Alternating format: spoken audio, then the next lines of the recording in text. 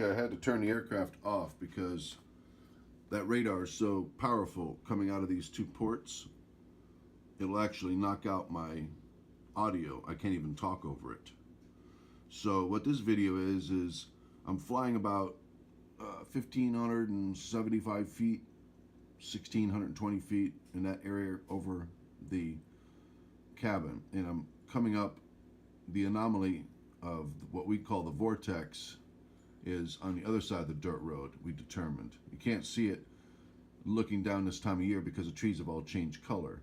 But the crazy thing about this is when I get up to that height, you see what, I'm not saying the dome or that odd, look like a rainbow effect in the distance, look like some kind of a dome. That's kind of odd, even when I got a polarized filter on the end of my gimbal camera. My camera gimbal should cut out anything like that. I try to fly toward what we call the vortex, and on my telemetry is coming up warning signs, and that's when you see at toward the end of the video of it actually flying over it, you'll see the blades coming up in the video, which means that the aircraft started going forward at about 35 miles an hour, and then it puts the brakes on automatically because it detects something in front of the aircraft using the radar. It says obstacle 15 feet ahead, and it'll stop, and then the blades will end up in the video. My buddy Billy is on the ground. You'll see coming up. He's got the DJI goggles on, so he's using the camera gimbal. It's attached to the camera gimbal. He's, wherever he looks, he can see. And then on my iPhone 6 is the same video that I'm looking at from the aircraft with all the telemetry information. So he's just watching what the aircraft sees, and I'm flying it on the other side of the road, about 20 feet in front of him, 10 feet in front of him. So I thought that was kind of odd, so I'm going to uploading that for everybody to see. But several times I tried to move the aircraft forward over that area, and the aircraft will stop as if something solid is in front of it.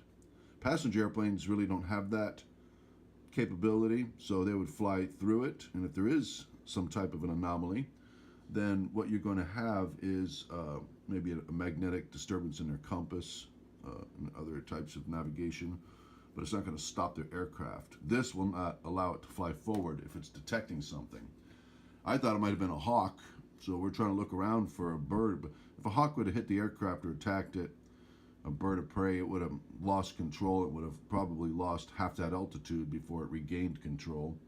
If a large bird tries to attack the helicopter, it's going to, a quadcopter, it's going to probably crash. At 1,500 feet, it would probably right itself after falling a couple hundred feet. Maybe 500 feet, it would probably, based on what others have done. But that didn't happen.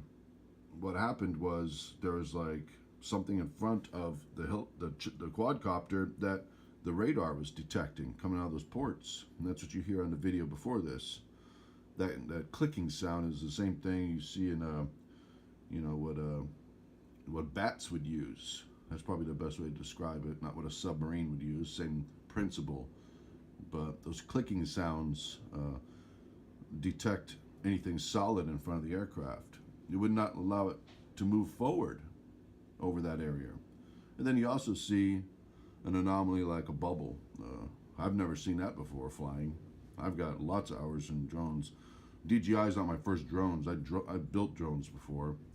I got drones that are with 100-inch wingspans that are still hanging up for years that I've never flown yet. MQ-9 military drones. But DJI has, the only ones that have the radar, and it's not going to allow itself to fly into something that it is detecting. So I thought that was kind of bizarre. So I'm going to upload this for you guys to see.